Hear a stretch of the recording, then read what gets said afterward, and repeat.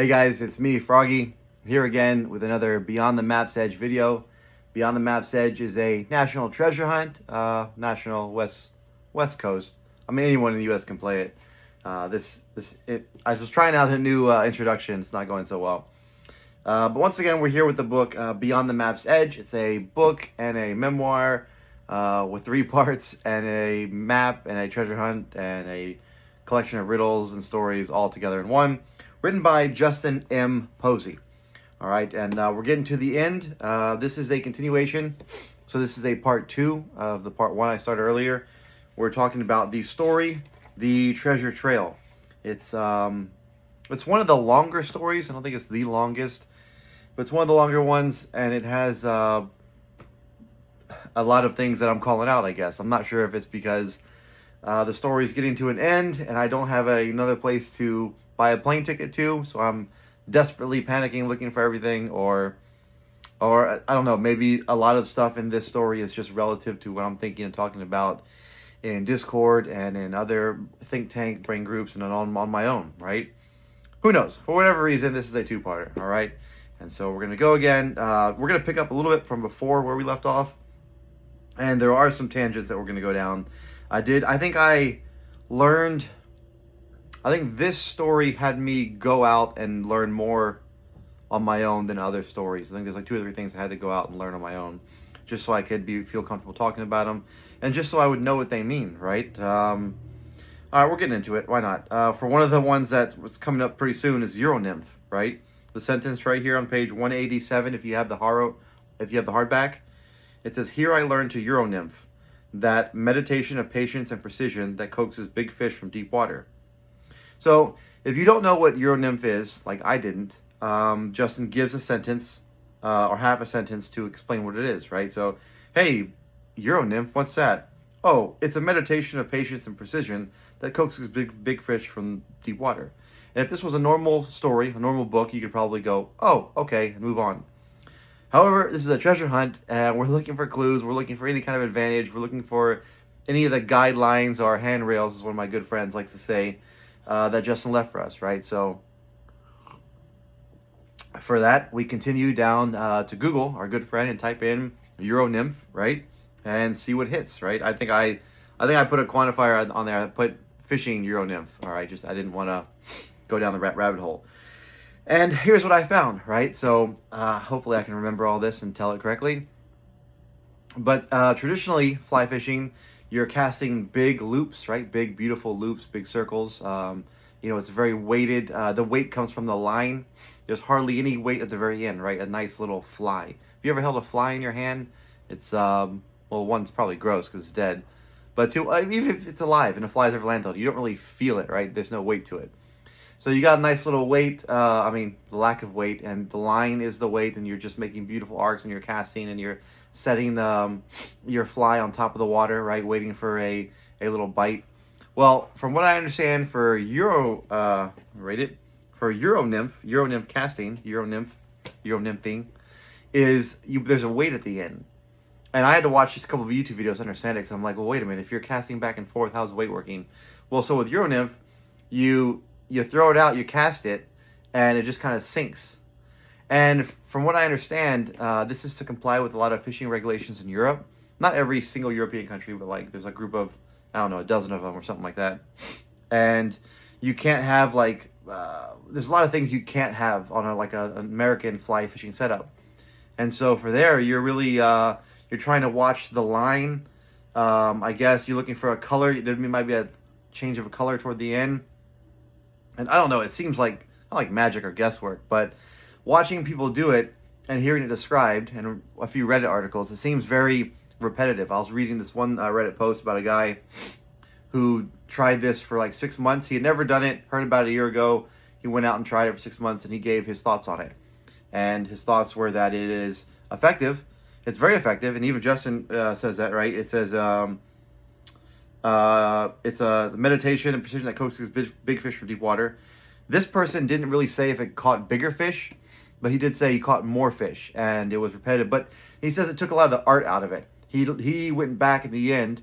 He goes, because the goal for him going out there was not, he wasn't catching for survival. He wasn't trying to break a record. he wanted, I don't know, to connect to the water in nature and have fun and in art. And he says that the traditional casting with the big loops was better for him, right? And there's some comments, some people that kind of agreed with him. So, what does this mean? What happens after I went down that rabbit hole, and what did I take? I don't know. That there's two ways to do it, and one is precision. You're throwing a weight, and you're throwing it almost exactly to where the fish is. And the other one is kind of more artistic and loopy, and you're just waiting for a hit where you think the fish are. I don't know. That might be a little bit of a stretch, and maybe that little lesson helps someone, or maybe they just gives you another rabbit hole to go down, right? But anyways, let's continue on. So we kind of left off a little bit after Pat Barnes, the old fishing maestro, learning about the local names for something versus what it might appear on Google Maps and Google Earth, right? So let's go down. Very rarely do we see a descriptive sentence where Justin is picking a number, right? We see Justin picking things, Justin choosing a route to go down, Justin leading his friends down a path. But this line just stands out to me, right? So we're on 186. I drew a decisive line through number 9 and slid the laptop across to Brandon. I feel like I'm missing some here. What do you think, right? And again, some people have been talking about color today. The wariness of another empty search colored my words, right? So that's a whole little mini paragraph right there. But here's Justin calling out him drawing a line through a number 9. And number 9 was Iron Springs, right? And so it's interesting that in the picture, it's already crossed out, right? I don't know if you can see that. So everything's crossed out. And so this is, he's calling up his laptop, right? So, okay, so let's rewind a little bit. They just finished searching. They're at a restaurant, at the bar. They got their food, they got their steak, they got their liquor. He pulls up his laptop and calls out the list of search locations. And everything's crossed out, right? So then we go down. Moving. And then he says, I drew a decisive line through number 9. So first of all, I don't know. I feel like it's one of those nights where I'm going to go really deep into something and overanalyze it. But we're here, so let's go. I drew, when you, I don't know, unless maybe he has a different laptop or a different word processing program. But if I'm going to put a strike through, it's called a strike through, and I'm not really drawing it. I highlight the word and you click strike through, right? For anyone who is familiar with Microsoft Word or any other program, or if you draw a lot of strike through words, isn't that how you would do it? You would highlight the word, Iron Springs, and then you'd right click, or if you know the control function for it, I would go up on top, find the strike through and click it, and it would strike through. And maybe that's what he's referring to by drawing. I don't know. I've been focusing a lot about clock times. And hot take here, I'll share this with the internet because I think only like 20 people were on when I said it earlier. Although I think I said it twice. My new hot take for the clock times, with everything that Justin said about the lower the numbers, the better. Or the lower numbers, the better. Lower. See, I'm already forgetting it. This is what we do. But I'm only taking the hours. So I'm trying that for this weekend, see what happens. All the clock times, 1:30 to 6:20, 5, whatever, 4, whatever. I'm just doing the hour number because those are the low ones to me, right? 12 is the highest one, but someone said that 12 could be 0 for military time. But I'm just taking, what would it be, 1, 3, 5, 6, 12? 1, 3, 5, 6, 12. 1, 3, 4, 5, 6, 12. Yeah. And seeing if that point, and I think it points to the book. I don't think it points to the treasure. Because, right, isn't that what Justin said about Netflix? That the clues in Netflix point to 2 directions. They either help you find the treasure or they point to the book. Which is a very interesting wording, help you find the treasure. I guess I'd always assumed that meant point to the treasure because he said point to the book. But that's not necessarily the case, right? I guess something could not point to the treasure but still help you find it. Semantics. But that's why we're here, right? Anyways, I'll move on. I promise I won't get caught up on that, right? Number 9, 9 Mile Hole, him drawing a line through it, even though it's a laptop. Unless it was an iPad, right? But unless he called an iPad a laptop, and then you would have a little stylus and draw it through. I don't know. Anyways, moving on. I spent too much time on that. All right, summer of 2013 rose in my memory. Talks about, we have a nice little time frame there. Here's a little callback, right? Anytime we get a callback from his adult life to childhood, right? That makes me think at least of wonder, right? Because he associates wonder with childhood, and in the book, it's pretty clear that's that description. And so here's a he's thinking about, right? Because right now it's 2018, right? So the very beginning says West Yellowstone, August 2018. So now he's calling back 2013, 5 years ago. And then in that memory, I don't know, it feels like it's like Inception or something. He's like calling back a memory that calls back another memory. Because remember, we're in 2018, we're at a restaurant, laptop, Brandon, hanging out, going over their stuff. Now he says 2013, 5 years ago, rings up. And then we go, we'd spent days there that summer ostensibly searching for treasure, but really wading through deep pools of memory. 2 boys with fishing rods learning the water's secrets. Gotta pay attention to that plural, right? Because, the poem's got the plural possessive right here. Even though this one has the apostrophe S, not just the S at the end.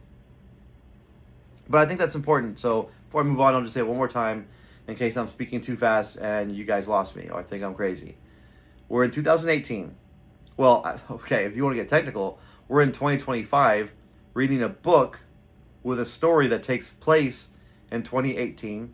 At the table, he's remembering 5 years ago, about 2013, and at that time, he recalls him and Brandon being out there as 2 boys, right? Just learning, ostensibly learning for treasure, but really wading through deep pools of memory. 2 boys with fishing rods learning the water's secrets, right? I don't know. And we went over this last time. That's why we spent almost 45 minutes in the last video. It's just, how can one story be packed with so much, right? Some of the stuff has got to be just story. Unless my brain has changed in the last couple of weeks and I now see stuff clearer, which means I now have to go back to the start of the book and redo this again to see if more stuff jumps out. I don't know. I just thought, with all the focus on time, that little paragraph with the whole going back in time twice seemed to be interesting to me. All right, and again, what lives in time? Is it memories? We have secrets. Okay, anyways, so Brandon leaves. Moving on the story because we got to get done at some point. Brandon leaves. He stays 2 more weeks, grid searching with methodical desperation, something that he does not want us to do, right? I don't think those were his fondest memories, just grid searching. He enjoyed spending time with Brandon. He enjoyed thinking, talking with his father about a solve. But the grid searching, I mean, think of how he described it, methodical desperation. Doesn't seem like something he'd want to pass on to us. Little caveat there. A little tangent. Okay, as if our shared history might have left some secret marker only I could find. Whose shared history? Probably Brandon, right? Even after Brandon left, he stayed 2 more weeks. As if our shared history might have left some secret marker only I could find. I don't know. Maybe I called out the writing style in the very beginning. And it seems to have shifted a little bit. Whether it's because he's trying to hide something, or it's because I've been staring at this book for too long. I don't know. All right, here we go. And here he's being open and honest, right? Objectivity dissolved when it came to 9 Mile Hole. All right, so he's not able to be objective there. Brandon's voice carried echoes of earlier days, and his heart answered in kind. Anytime heart is mentioned, I think you have to pay attention to it, right? And then we go to more fishing talk right here. How powerful 9 Mile Hole held over. This is a lot of people use this next line right here. The marriage of water and memory, where 2 boys became brothers, where we learn the language of current and call a river. That line right there seems.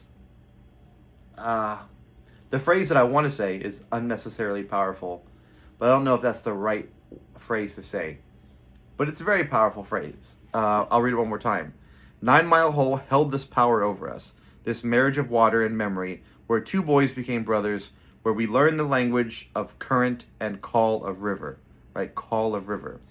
And again, you read stuff like this, I get it. 9 Mile Hole, it's got to be there. That's where it starts. I got to go to 9 Mile Hole and I'm going to measure something. I'm going to cast something. I'm going to look up and at this time of day and see it. I understand it. The language and wording is there. I'm probably just salty because I'm so far away from Montana. Or else, if I lived in Montana, maybe I'd be the #1 Montana purist, right? There's got to be something here, right? So let's look over one more time. Again, I get it. It's not the best feeling in the world when you find almost every line of the poem you can find in this story right here, the treasure trail. And maybe that's the point, right? Maybe that's Justin's like, hey, Goofus, I named it the treasure trail. This is where all the answers are. The rest of the book you'll find little nuggets and stuff, but the treasure trail, I named it that chapter. This is where you go. You'll find everything laid out, right? Maybe that's what the whole point. All right, let's go over here again. These spots, what spots? The spots on the mental map with sacred waters became temples. We're looking for sacred spaces in the poem. Their locations pass between trusted souls and whispers, right? Silent flight, a whisper. If shared at all, to speak them aloud feels like breaking a spell. Risking, I'm reading from the book in case you haven't picked it up. Risking the dissipation of their particular magic. The connection runs soul deep. Where does Justin talk about soul? When he's leaving part of it behind with Tucker, when he describes their bond. Their connection runs soul deep, binding not just friend to friend, but human heart to wild places. It's in the wilderness, is where treasure is. So many places, I know you as well, you who's watching this, your heart, I know you get a little bit excited when you come to a final spot, when you think you know where the treasure's at, and it says it's in a wilderness area, right? It's got to be special to you. 9 Mile Hole held this power over us, this marriage, right? The bride, this marriage of water and memory, what lives in time, where two boys became brothers, where we learned the language of current and call of river. And that line, that memory, right? This marriage of water and memory, that's just 3 paragraphs earlier where we talk about deep pools of memory. So again, you read something like this, you read this story, and it's like, why are you even arguing over what lives in time? The answer is obviously memory. And memory is one of my earlier ones. Now I'm on the landscapes, but maybe I need to go back to memory. Memory is something that's so vague and particularly at the same time that, I think what trips me out about memory sometimes is when Justin says that you can solve it, with the poem alone. I'm thinking, okay, well, then Justin's memories can't be that key to solving it because you would need the book. So how are you going to pick up on Justin's memories in the poem if you're not reading the book and hearing his stories, right? And that's one thing that, unless he's not talking about his memory, but a memory in general, or a place where people make memories, right? Or I don't know. We can go in the weeds with that one. Okay, moving on. We gotta get through this, right? 9 Mile Hole, but here again. So he says all that about magic, about temples, sacred, heart, yada, yada, yada, powerful, memory, him and his brother, becoming 2 boys became brothers, right? Yet 9 Mile Hole could never remain a secret. Then he talks about how, people they come like pilgrims, right? Madison gives up her browns, right? There's the browns with generous grace. And then there's the famous line that I jumped ahead and ran right to. Here I learned to Euronymph, that meditation of patience and precision that coaxes big fish from deep water. The hole itself enforces intimacy, room enough for just 1 angler, maybe 2, right? All right, so and then we're going to go down talking about more memory. The book it's full of memories, right? So it just makes so much sense. I'm trying to talk myself out of changing my mind on what lives in time, right? From going back to memory. So then we have a whole list of names here, right? Firehole, Barnes Hole, Nez Perce, Iron. And so things, for me, I just rule out all those places because they're mentioned. Well, one, a lot of them are in, I like Wyoming. I really like Wyoming, right? But anyways, and 9 Mile Hole is, again, it's in Wyoming. I might have alluded earlier that I thought it was in Montana. My hand rose in surrender to inevitability. You know what? Let's do it. The words carried both defeat and defiance. This was, I think, an earlier video I did. I can't remember if I posted it or if it was on YouTube. But the very, what's the word I'm looking for? The very example, I guess, that Justin gives us, that a word can mean 2 things at once, right?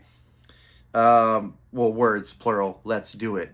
So that phrase, I guess, is better than saying words. That phrase means 2 things at once. He says it. It means defeat and defiance, being defeated, but also defiance in the face of defeat and going on and doing it, right? It's very poetic. But to me, I take that as, and I know I preach against using lines from the book for too much, but hey, when it fits my bias, I can do it, right? Why not? That's what we all do. To me, that carries on a thread of, hey, the words you're looking for in the poem can mean two things, and sometimes you may even use both meanings, right? That's something I'm trying to work through right now with the bride. Here we go. We're on the last page here, 188. Thank you for staying with me so long. Brandon's eyebrow arched, arched. His smirk a familiar ghost. You sure about that? I seem to recall a bit of complaining the last time we were there. All right. Then Justin talks about,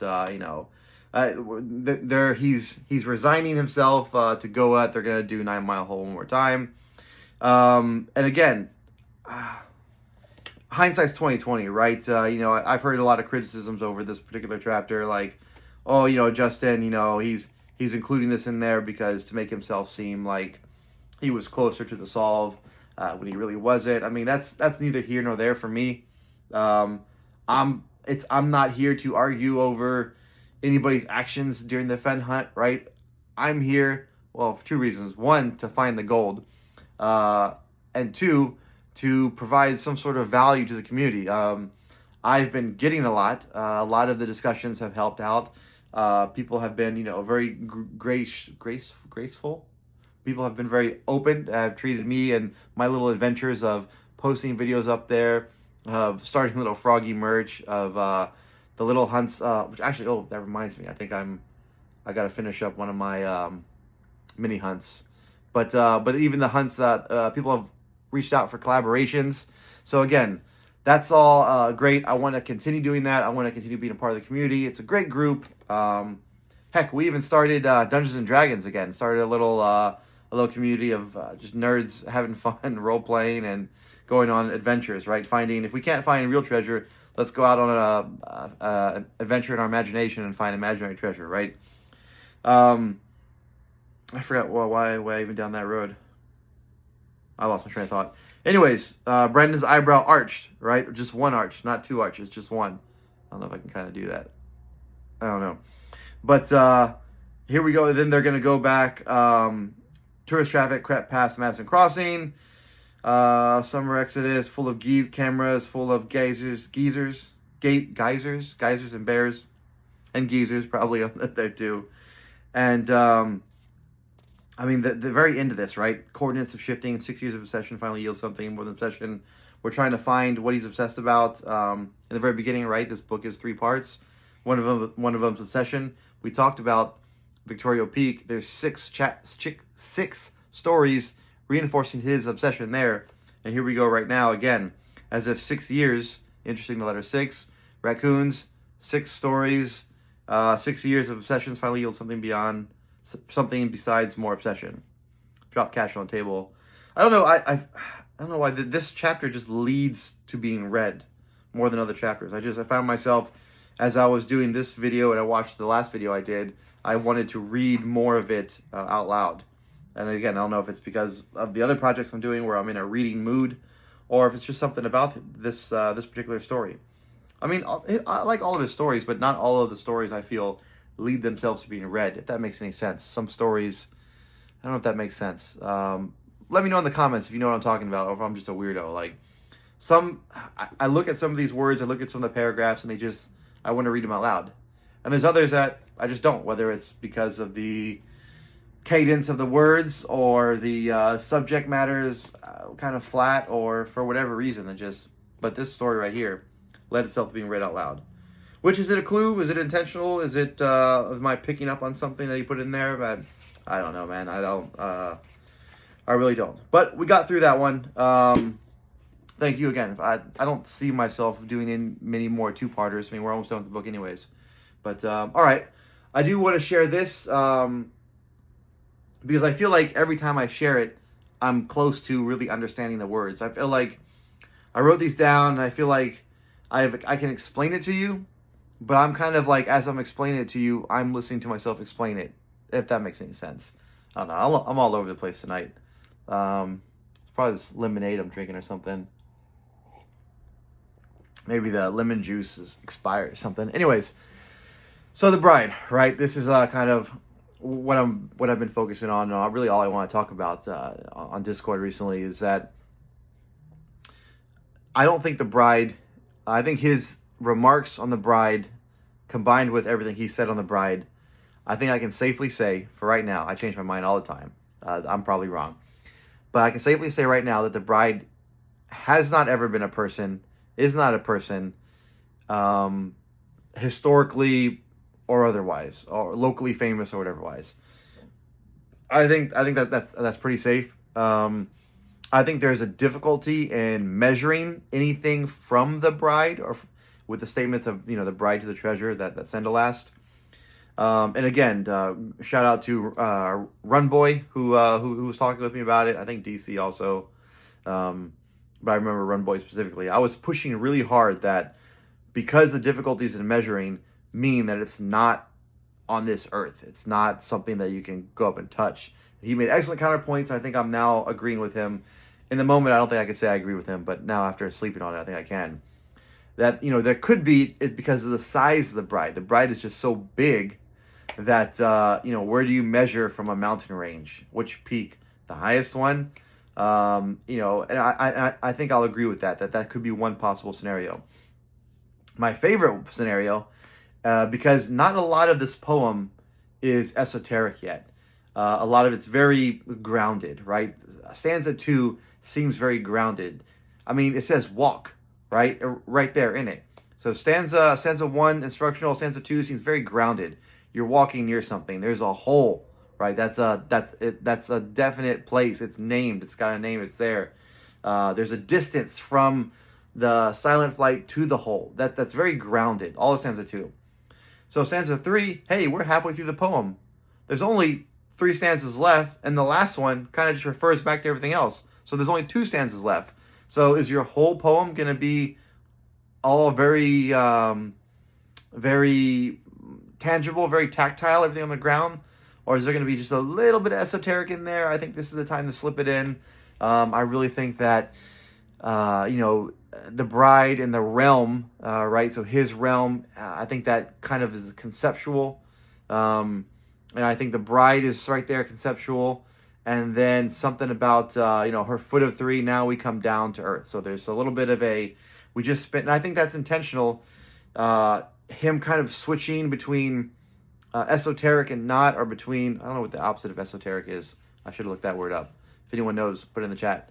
I really think that he switches from being tangible, literal interpretation to something, maybe a conceptual, and then back down to earth. I think that's a great way to switch it up, a great way to hide stuff, to throw off AI, right?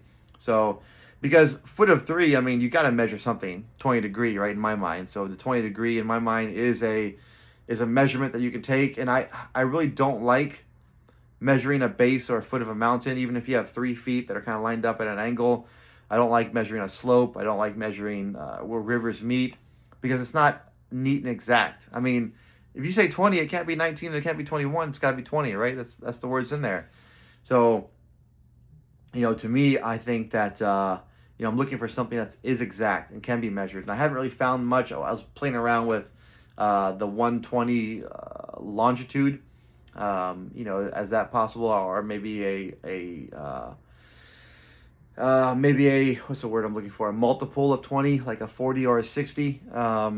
And that would bring in some latitude, right? Because of the way the U.S. is located on the scale, on the globe, there's only so many latitudes and longitudes you can work with, so many even numbers, right? I think it'd be a little bit stretched to be like, oh, it'll be 44.20, and that's where you get the 20, and I don't know, it just doesn't seem as clean. And not that I even like longitude, latitude, I'm kind of anti-coordinates. I just was at a stretch for like, what can you measure that's exactly 20 degree? If my bride is a conceptual, a marriage of ideas, right? A concept that goes with a realm, then how do I measure, where is her feet, and how do I measure it? So we got to come back down to earth. Anyways, I really feel this train of thought is going to lead something. Hopefully I'll have something for you after this weekend that I can share. We're going to continue moving on to the next chapter. There's only a few left, but at the end I'll try to throw in what I'm thinking about the bride. And that'll probably be the last thing I share, because once I figure that out, I mean, you're more than halfway through the poem, and there's only one stanza left before you get to the whole callbacks, right? I guess technically there's 2 stanzas left, but I really think the last one is just kind of calling back to what you already know. So I probably won't share too much after that. But yeah, I think I feel good. I don't know. Thank you for letting me talk to you, right? Even if it's just one person watching, I appreciate it. I appreciate everybody who comments. I appreciate everybody who subscribed, and everybody buying the shirts. I mean, the white shirts are pretty popular. Again, I need to get me one of the new white ones, because this is a false representative. Although I've watched this a couple times, so it's not as hard. It's a lot softer now. The shirt is soft, but the white frame, the original picture I had a white background, and I didn't realize it was very big and square and really stiff when you got it. So the newer white shirts, actually every one that went out, I don't think I sold one that had the old frame on it. I managed to fix it in time. The new ones, the white background is off, so it's just a frog in the trees, and it's a really better fit. It doesn't itch on the front. But and the cups are pretty good too. All right. I need to get off. I'm just going to keep talking. All right, guys. Appreciate it. Take care. Bye.